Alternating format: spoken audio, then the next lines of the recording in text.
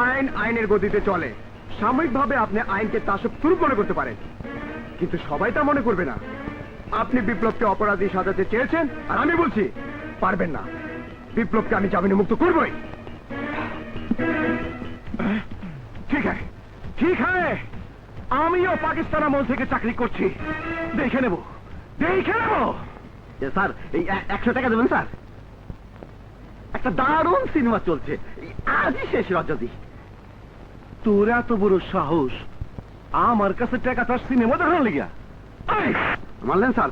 এই 200 টাকা দিতে হবে কিন্তু স্যার। কি? আর একটা ভুল করলেন স্যার, এবার কিন্তু 300 টাকা দিতে হবে, নইলে বিজয় স্যার যে আপনারা খুশি মারছে এই কথাটা আমি সবাইকে এক এক করে বলে দেবো স্যার। তাড়াতাড়ি মাল খাবেন স্যার, শো দেখুন তাড়াতাড়ি স্যার, সাথে ছুটিও দিতে হবে। খারাপ খারাপ খারাপ খারাপ খারাপ। বহুত খাইছেন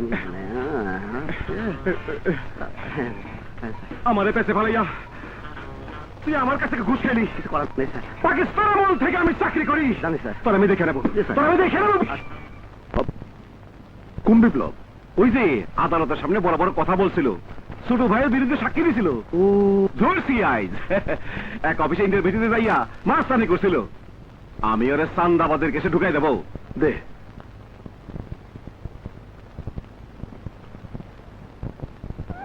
ভাইজান, সাথে আর্মস কেস লাগাই দাও।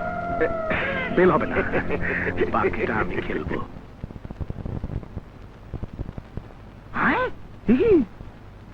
ওসি কোথায়?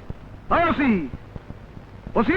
আরে ভাইজান, তুমি পাইছো কি? হ্যাঁ, এমন একটা সৎ চরিত্রবান বাঘের মতো তেজি যুবকরে হাজতের মধ্যে আটকে রাখছো। হ্যাঁ, আপনি জানেন না সন্ত্রাসী রীতিমতো পিস্তল সহ গ্রেফতার করছি।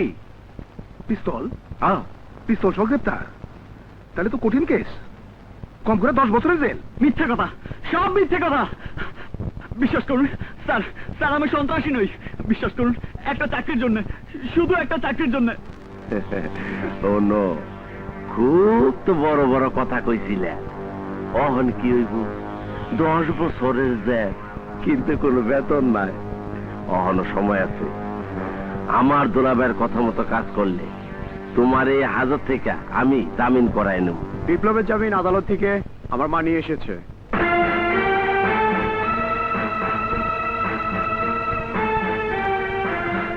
আমার মা। আসুন উকিল সাহেব, চলো।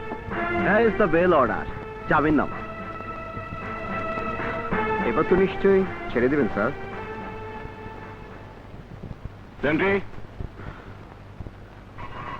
চল বিপ্লব।